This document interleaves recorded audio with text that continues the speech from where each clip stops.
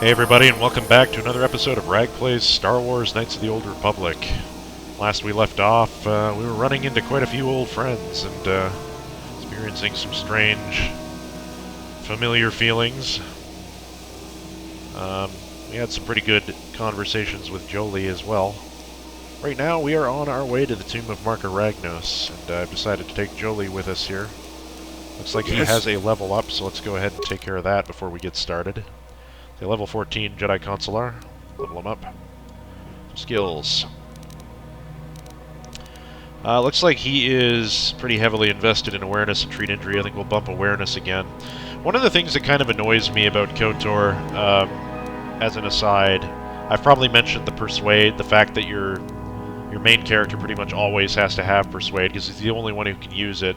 If you don't take it in the game, you'll pretty much have an objectively inferior experience overall.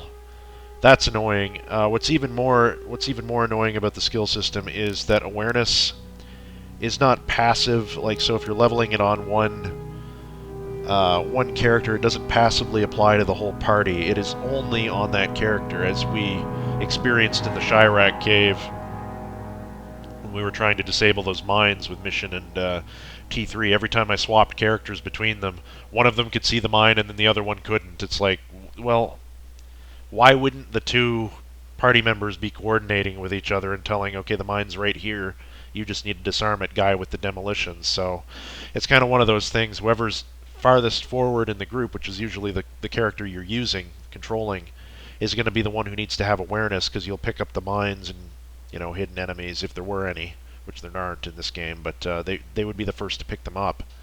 But then you also need demolitions to be able to disarm the mine, so if you swap to another character, the mine disappears. It's a bit annoying, and they probably could have thought that one out a little better, but anyway, I digress. Let's go back into feats, take a look. Jolee does not get too many more feats in the game. He's going to be level 15 after this, which means he only has another 5 levels to go in the game. We could start him. It looks like we already did like weapon focus to make him hit a little easier with his lightsaber. The only other two things that might be useful on him would be like improved conditioning, maybe. I could give him implants level 1. We could improve his saving throws, which would help him resist mental attacks and other things, so he would be very hard to use force powers on. But honestly, he needs an attack as well, some sort of attack, even though he's not our main melee. He doesn't have any of those. He doesn't even have critical strike, which is kind of the KotOR thing to have for the scoundrelly type attack. Doesn't have power attack, doesn't have flurry. This is a bit difficult. Why blasters? I mean, I know it's just so, you know, it's for variety's sake, so that if you don't, for some reason, have a lightsaber by this point, it makes no sense to me. I understand why all characters should be able to use... Can't they, though? Or are rifles just completely off limits, and pistols or whatever you don't happen to have as your proficiency feat? I was under the assumption that you could use whatever, you just weren't good at it. Maybe not. Again, why melee? I understand why Jolee might be good at blasters because he was a smuggler, but melee? That's a wasted feat. When are you ever going to use a melee weapon when you have a lightsaber in this game? Ugh. Advanced Jedi Defense. +3 bonus versus all blaster bolt deflection rolls. I'm not really worried about blasters, though. It's not a bad skill to have, it's just... Do we really need a +6 to resist blaster bolts? I don't think so. Use an energy shield, bro. Works almost as well.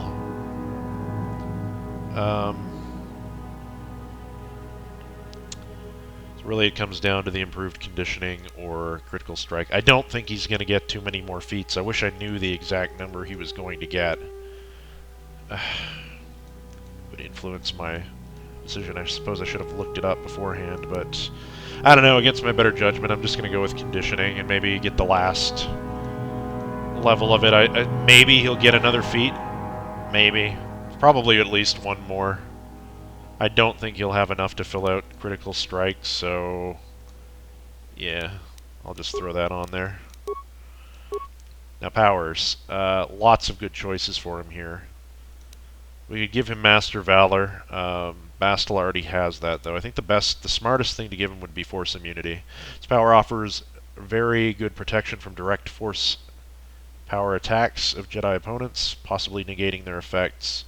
Basically, you make an opposing throw every time an enemy attacks you with an offensive Force power. And if you succeed, it does nothing.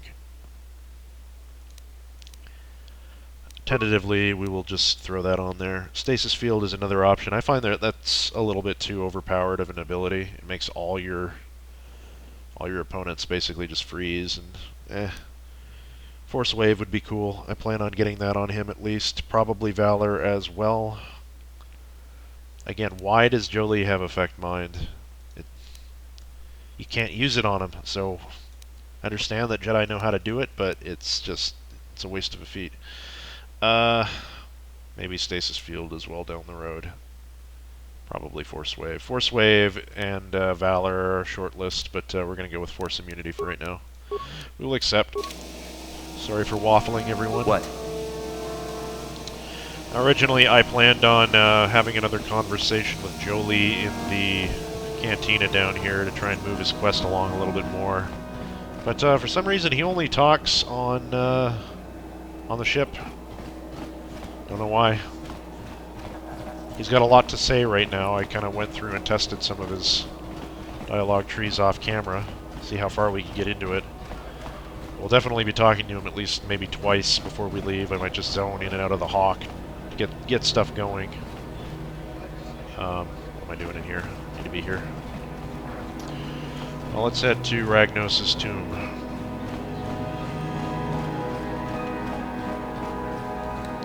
You are so lucky.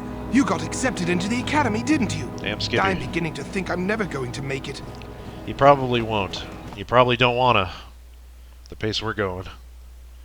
Kind of carving the way through our competition here.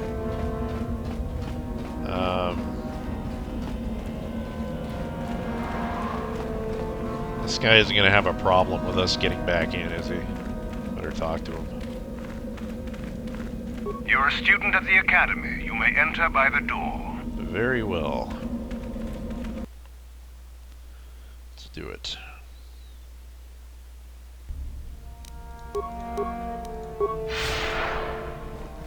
I am a creature of change. I will use Force Speed to quicken our journey. Just this once. I won't use it in the valley. That was really fast. Is it going to actually go away once we zone out?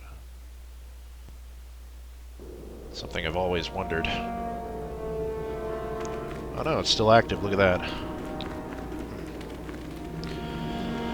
Well, I suppose we better check how long that lasts. Force speed, where 36 seconds. Does this actually apply to the whole party? It doesn't. I guess we'll use Jolee. I like taking my time in the valley.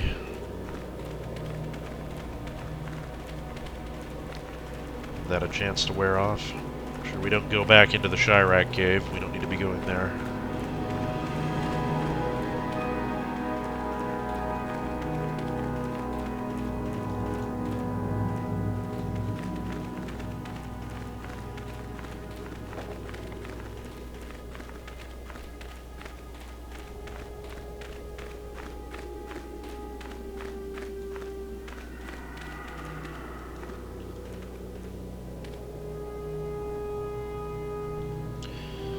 Well, this is the tomb of Marka Ragnos, one of the most important places in the history of the Sith. Perhaps even the history of the galaxy. I guess it's a good place to have another little story time with Uncle Rag. So let us set the stage. What? Switch back to my main character, who for some reason has not lost Force speed. So going back about 1,000 years prior to this game's events, the Sith Empire was experiencing a period of great stability and prosperity during the reign of Marka Ragnos. Aside from a single duel with his rival Simis that he won after decapitating him, there was relative peace in the Empire. Even Simis himself, who surprisingly lived on after the duel as a head in a jar, no longer disputed Ragnos' supremacy. I guess a reasonable way to describe Marka Ragnos would be to say that he acted like a strong conservative. He focused on building tall rather than pushing his empire outward. Under his guiding hand, the Empire's power and wealth grew exponentially, and the Sith flourished culturally and artistically, so much so that the period between his ascension and death came to be known as the Golden Age of the Sith. After about 100 years, though, Ragnos did die, and predictably his demise created a power vacuum, because after all, who could replace the irreplaceable? After some time, though, it was obvious that there were two primary claimants vying for the title of Dark Lord. Enter the Sith Lords Ludo Kresh and Nagasato, who we spoke at length about earlier in the Chirac Caves. The two were like oil and water, in case you don't remember. Kresh was an isolationist who wanted the Empire to remain hidden and prosperous, whereas Sato was an expansionist with dreams of renewed interstellar conquest. Anyway, on the day of the funeral, a great procession of Sith Lords was formed to carry the sarcophagus of Marka Ragnos to its final resting place in his tomb. As it was being moved past the threshold, however, Nagasato arrived fashionably late, much to the chagrin of Ludo Kresh, who headed the ceremony. As Sato approached the tomb to pour one out for his homie, Kresh ordered him to stand back, claiming his tardiness was an insult to Ragnos' memory. Sato did not give a single shit for this criticism and openly proclaimed himself to be Marka Ragnos' successor. Ludo vehemently disagreed, and many of the other lords began throwing their weight behind one or the other. As was tradition, it was decided the only way the succession crisis could be resolved was through a trial by combat. So, in the tomb of Marka Ragnos, Nagasato and Ludo Kresh began fighting each other in a duel to the death. In an odd turn of events, however, their duel was interrupted not once but twice. First by the apparition of Marka Ragnos, who warned the two pretenders that the Golden Age of the Sith was near its end, and they would need to choose their battles wisely to survive. And second by the unlikely arrival of two hyperspace explorers from the Republic, supposedly come to foster good relations and establish a trade agreement between their two civilizations. Kresh was furious over their blasphemous intrusion. He accused the two of espionage and demanded their immediate execution. Sato, on the other hand, music cut out here. He saw an opportunity for expansion into Republic space, and he demanded they be imprisoned and interrogated. In the end, though, it seemed that Ludo had the better of it, and the two were taken into captivity to await execution. Sato was not content with this decision, and instead he went about staging an elaborate false flag attack to turn the situation to his advantage. After stealing a blaster from the explorer's ship, he launched a raid on Zeos, the capital of the Sith Empire at the time, to simultaneously gain the explorer's trust by freeing them, and to ensure that the remaining lords would back his claim to the Empire. Basically what he did was kind of genius. He stole his way into the chamber of his former master Simis, and Sato murdered him with a single shot from that stolen blaster, which he artfully left at the scene, allowing the Sith to draw their own conclusions come morning. Upon discovering the empty cells and the conveniently placed blaster by the corpse of Simis, they naturally concluded that the explorers had been assassins sent by the Republic to destabilize the Empire. Exactly as planned, the remaining Sith Lords unanimously backed Sato's bid for rulership. And just like that, preparations for the Great Hyperspace War began. And it all started right here, on this spot. It's a hell of a history.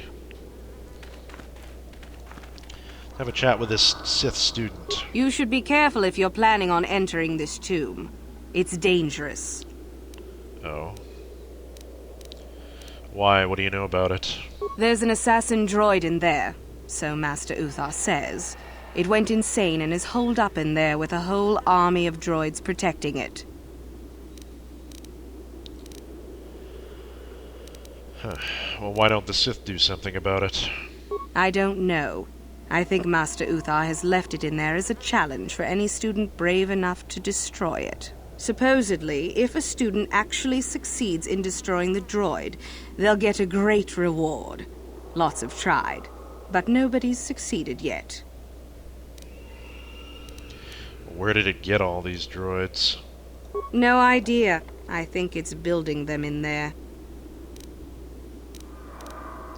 So the droid went insane, you say? Seems that way.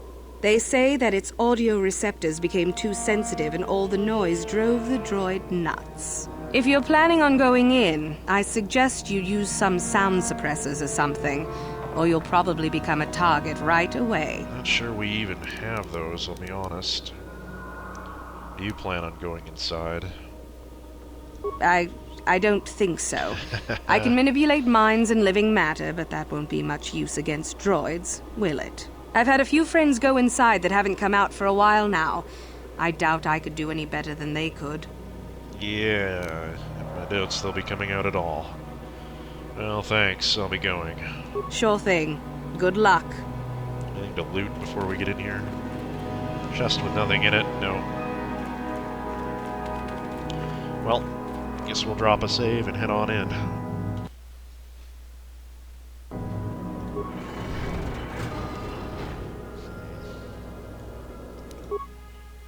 I should check if we have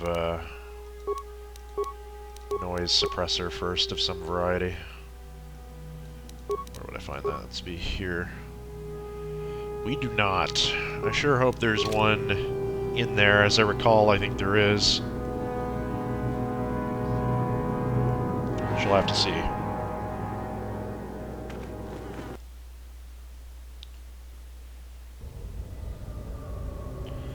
So, we're immediately hostile to this droid, it seems. Naturally, the door is locked behind us. Well, that's not good. I guess we have no choice. We're gonna have to use Force Lightning on it. I'm told that the droids in here are super sensitive to sound. But again, like, we don't have any option. We have to kill these things. Merely because we're already in combat with them. I'll get Jolie to use Destroy Droid. Hopefully it doesn't upset the Master too much. Bastila. Probably be wise to throw up Force Armor in this situation. And... wow, that was easy. Okay. Good, good. Let's get this door open, because we have to make a hasty retreat. And... we will... what will we do? I see more of them up there, I think. Yeah. I have a feeling Intruders detected. The Master does not wish to be disturbed by noise. Initiate attack sequence. Wonderful. Wonderful, wonderful. This day just keeps getting better and better. I don't know whether... oh. There's a corpse there. Maybe I can get to it without them noticing. Oh, they notice me. No? No. Yep. Jolie. Jolie. Destroy... no, disengage. Destroy the droid. Good. That one's disabled. Finish it off, please. Back! Wait a minute. Oh god, that's a mine over there. Oh, Bastila! Christ.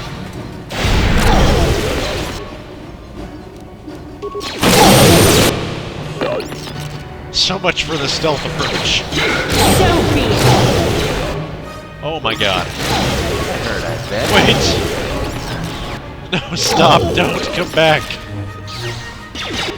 Oh my goodness.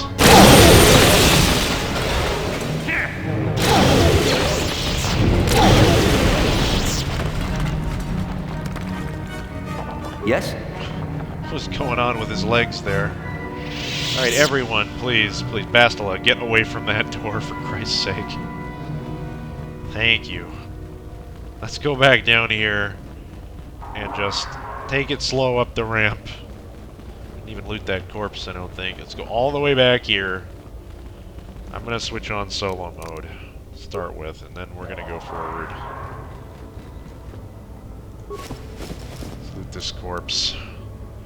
A data recorder, a cryoban grenade, a med pack, 450 credits, a sound dampening stealth unit. Wow. We could have used that a little earlier. Thanks, game. Look at these items. Cryoban grenade. Data recorder. The data recorder flashes to life. I haven't been able to catch my poor creation as yet. We've been trying to capture it without destroying it. The thing is too valuable. It is hard to be so quiet as is necessary, however. It identifies targets through sound. I'm glad we brought sound dampeners with us, provided that idiot Ben Hual uses his. It does not look like he did. And it looks like he lived up to your expectations of idiocy in attitudes and spades and so forth. Got a sound dampening stealth unit. I believe we had one on mission. I'm not going to read the description for it. So that med pack as well. Okay. Well, tell you what, we'll give it a try anyway. I only have 1 point into stealth. Full disclosure, I added that point on the off chance that I might be able to do this quest. You have to have at least 1 point in stealth to be able to even go into stealth mode. None of the other characters that I have in the party right now have stealth as an ability. It's too bad I didn't bring Juhani. I probably would have brought her instead. I'll throw this on and hope it's good enough, I guess. Alright, so... I'll avoid what I can. We're in solo mode already? Yes. Yes. Let's tiptoe our ass to the door, and maybe that droid will be forgiving. Marka Ragnos' tomb, as you can see, is probably the most linear. It is the most linear one in the entire game, which makes me believe it's probably a false tomb. I suspect the real tomb is hidden, probably in one of these ramps, and this passage is merely a decoy to a fake burial chamber with treasure to prevent any grave robbers from actually finding the real tomb. They'd probably just be greedy, take what they find, and just get out. I doubt Marka Ragnos would be so foolish as to have his tomb constructed with so little security. I guess maybe I guess some of the droids might have disabled it whenever they took up residence in here. But even that, I don't know about. That seems a little unlikely. It's still too simple to get to the burial chamber. How does he feel about us? I appreciate your efforts in lowering your sound output, Sentient. I have been unable to tune the threshold of my audio receptors since my escape, unfortunately. Well, that's good. It worked. Whew.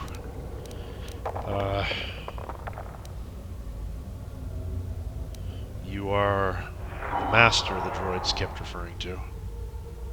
Their reference is a holdover from their old programming that I have been unable to correct. I think of myself more as an equal, if you must know. Huh.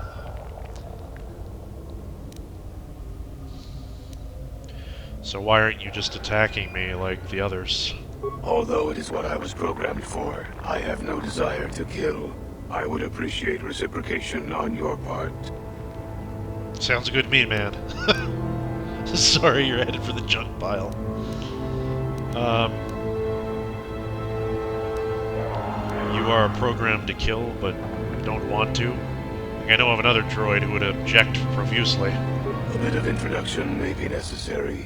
I am a Mark 7 experimental prototype assassin droid built by the Sith, specializing in the hunting and extermination of Jedi. Wow. Or I should say, I was. The Sith made my cognitive systems more independent than they desired.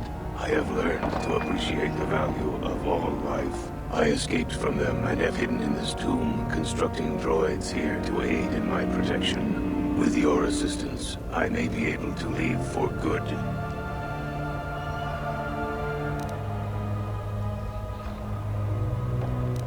How is it that the Sith haven't found you here yet?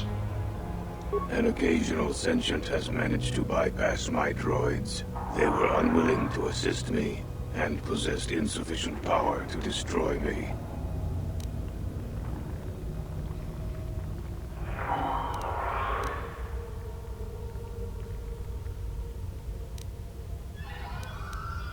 How do I know this isn't some kind of trick? I can offer you no assurances, sentient. All is as it seems.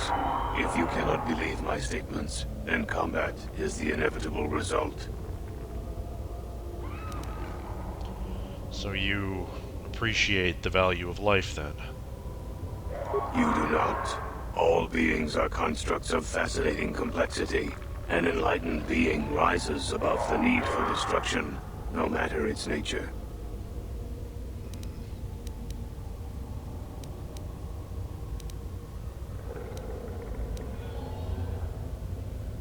What kind of assistance do you want, then? Although I have developed the desire to not kill, my programming is often at odds with my desires. I cannot leave with that programming intact. I am hoping that you will operate on my systems and remove those programmed instincts. I could assist you in this.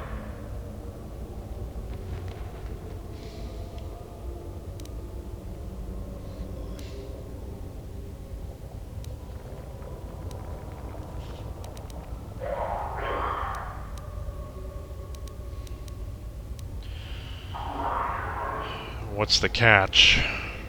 The catch, as you say, is that the operation may be difficult. If there are errors made, you could activate my combat matrix.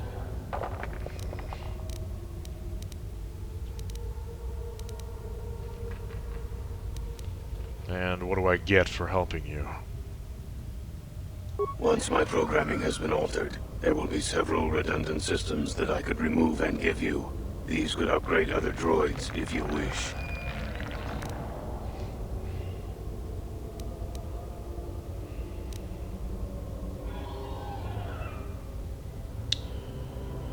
Very well, then. I'll try it. I have a number of systems. They need to be turned off in the correct order. I do not know the order, though I may be able to offer some assistance. I can tell you which systems exist that need to be shut down. The difficulty comes if you make a mistake. What happens if I make a mistake? If you shut down a system out of the proper order, a shutdown will occur. You must use your skill to reinitialize the sequence, or I will attack. How hard is it to reinitialize the sequence? It is not difficult. It will get more difficult, however, the more times that you make an error. So what systems do you have? One moment. I will list their labels for you. Cognitive Systems, Combat Matrix, Core, Creative Simulation Matrix, Emotional Construct Matrix. There is also Memory Matrix, Motor Functions Matrix, and Sensory Systems Matrix. 8 systems in total. I'm gonna need some assistance, man. I have safeguards within my neural cortex that prevent me from giving you knowledge of how to shut my systems down. You may attempt to temporarily shut down these safeguards. Success will allow me to perform a quick analysis and offer you some insight on my programming. Doing so, however, will alert core functions elsewhere of tampering and will make errors more difficult to fix. Are you sure you wish to continue? Yes. So I have absolutely no idea which order to shut down, so... Open up the panel to my neural cortex, and I will show you how to disable my safeguards. Very well. Neural safeguards deactivated for 2.3 seconds. 1 moment. I will attempt to diagnose what I can. Cognitive systems must be shut down prior to the emotional construct matrix being shut down.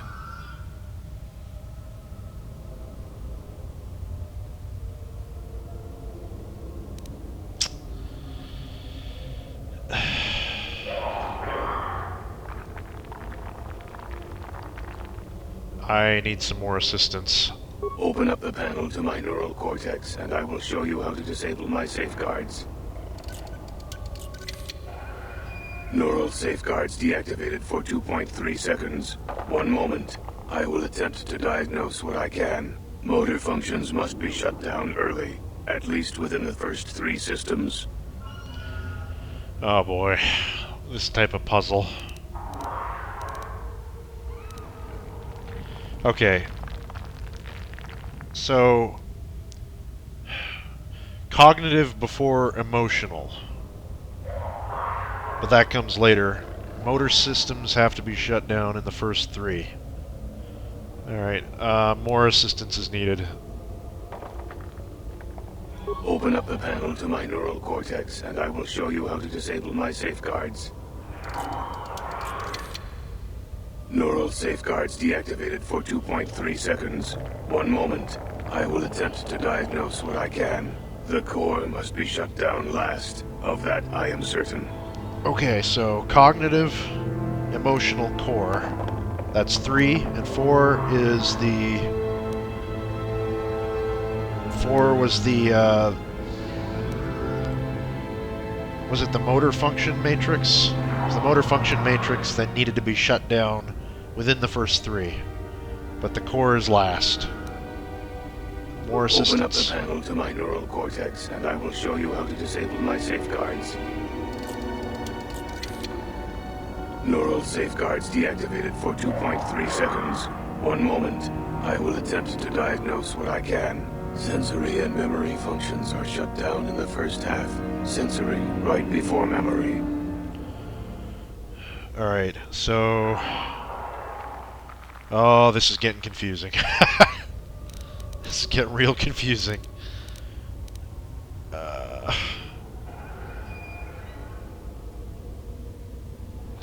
Core is last. Cognitive before emotional.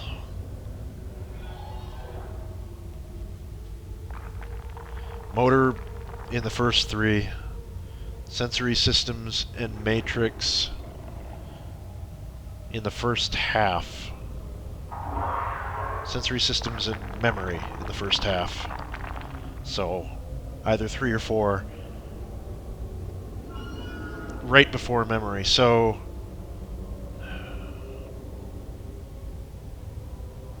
sensory before memory. Sensory has to occur. They both have to occur within the first... Okay, we need more assistance.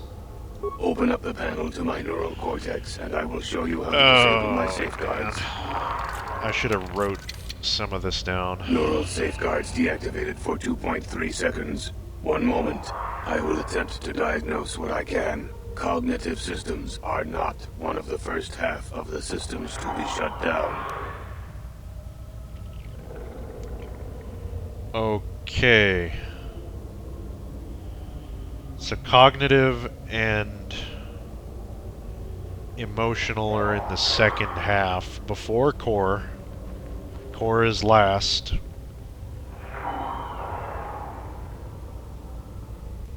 Motor functions matrix is in the first half.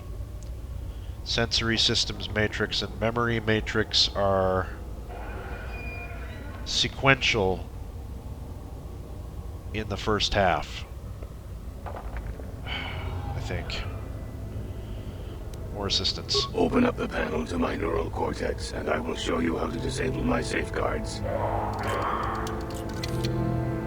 Neural safeguards deactivated for 2.3 seconds. 1 moment. I will attempt to diagnose what I can.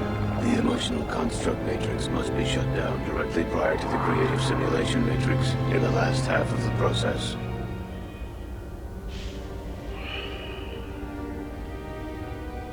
Oh my god.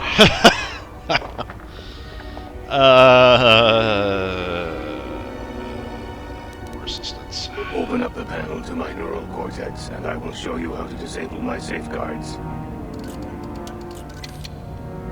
Neural safeguards deactivated for 2.3 seconds.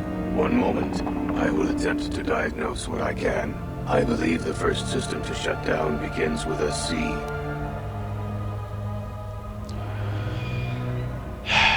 Core is last. Creative simulation matrix was second to last, I believe he said. Oh, man. I don't know. Alright, well, let's just begin and see what happens. Very good. What would you like to shut down first? Okay, the first thing that has to be shut down begins with a C. It is not the core is last. Creative simulation matrix is in the second half, I believe he said.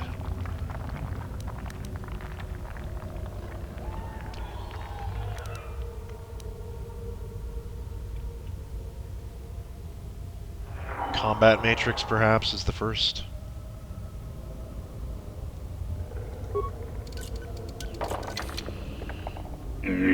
I believe that was correct. What would you like to shut down next? Oh boy. And now I'm locked into this. You know what? I'm gonna have to quickly look this up. I think I can't keep track of all this. I should have had a notepad or something beforehand. I want to succeed at it because I think Mac would have taken out his datapad and started writing this shit down as this droid would have said this, or at least Jolie would have, even if Telemachus didn't have the foresight to do that. So, I'll be right back, guys. Alright, guys, I'm back.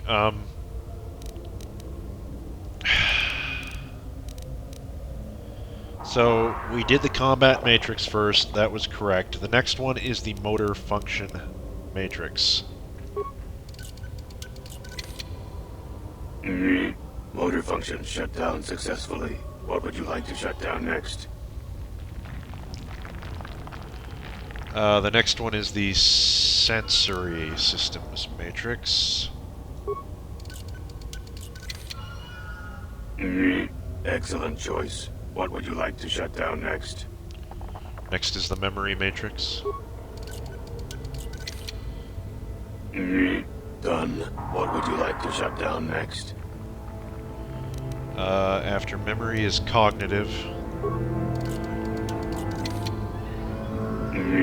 Cognitive systems shut down. What next? Next is emotional construct matrix. Completed. Next is the creative simulation matrix. Shut down. Core shutting down.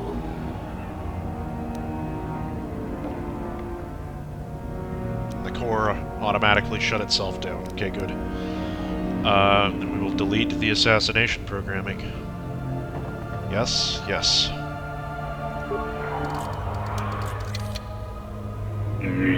Assassination protocols deleted. All systems reset. It worked. Thank you, Sentient. Allow me to give you several of my redundant systems. They may be used on other droids if you desire. I wish I could reward you with more. It was a pleasure to have met you. Do you have a name? Not yet. Perhaps I will have to think of one. I shall have little trouble in escaping from this planet now, I am certain. I wish you well. And you. May the Force be with you, if it can be with robots. Journal entry is added. Experience points received 1,000. Light side points gained, and items received. Well, I don't understand why we get light side points for helping a droid, but he didn't take his friends with him. They both died. Well, all's well that ends well, I guess. Let's look at the journal entry. Rogue droid. You encountered a rogue Sith assassin droid within one of the valley's tombs. You were able to deactivate its assassination protocols, for which the droid was grateful. While it left the planet, you're not positive that the act is one that would gain you favor with Master Uthar. Oh, that sucks. Pretty sure it gives you favor, though. So what did it give us? It gave us Droid Heavy Plating Type 3.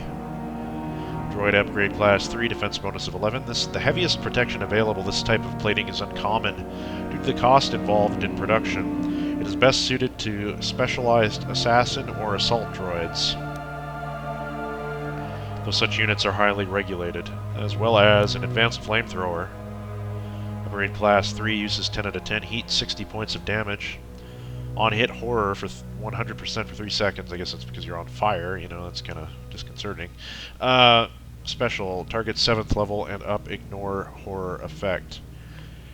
DC 20 for half damage, short range.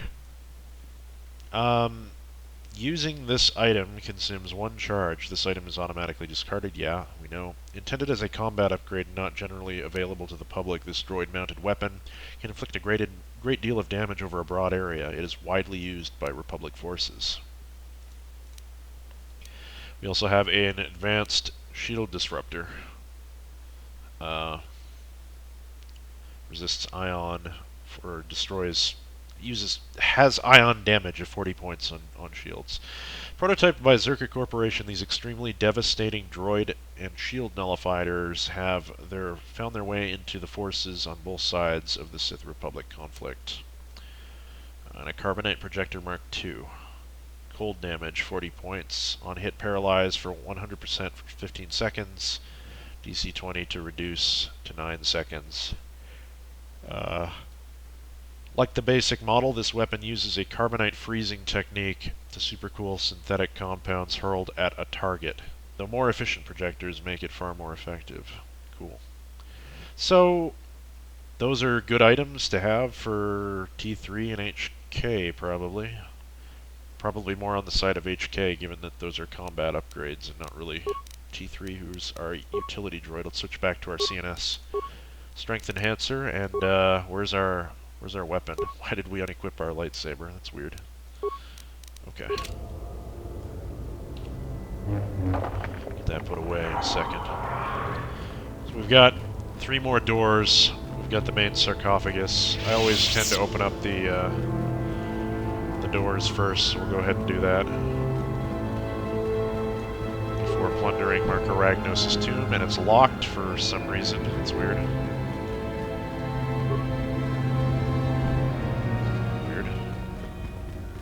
I could have swore I saw locks on those before. Maybe I'm thinking of a different tomb? Well, whatever the case, let's look at the tomb. Gaze upon the remains of Marka Ragnos, if it is indeed Marka's sarcophagus. Okay, well, we've got a crystal airlam, a crystal sigil, and Marka Ragnos' gauntlets.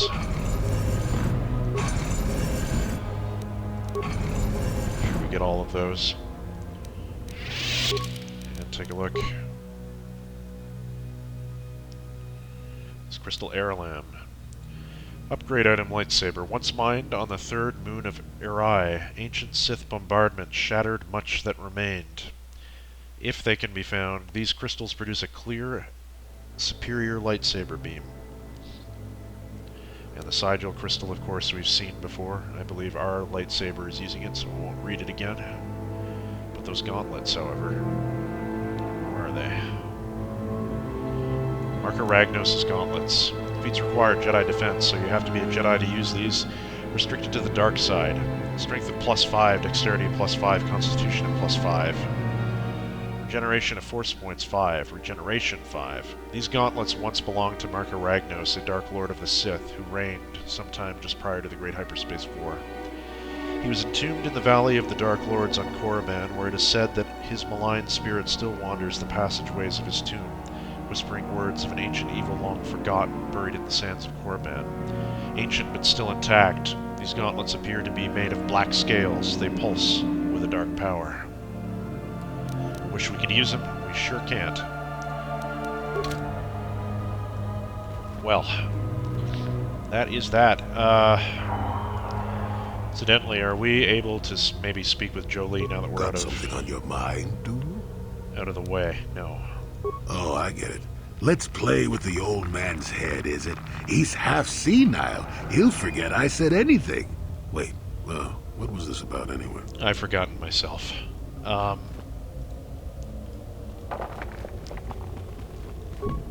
Yeah, this is weird. I mean, again, I like this. This might be Ragnos's sarcophagus, his genuine sarcophagus.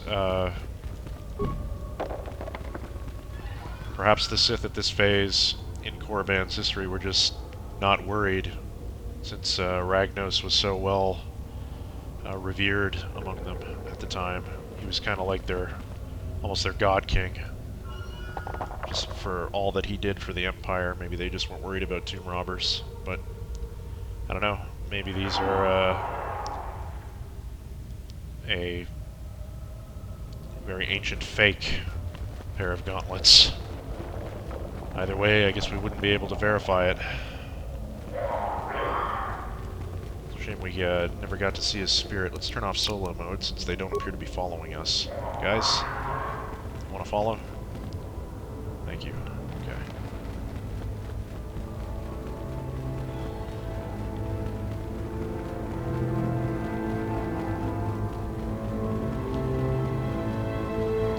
I do think that's going to do it for this episode of Rag Plays Star Wars Knights of the Old Republic, guys. I thank you so much for watching. It's weird that we still have Force Speed activated. I'm not sure what's going on with that. I hope it wears off. I might have to try reloading and going again and to see if it wears off. But anyway, I will see you all next time.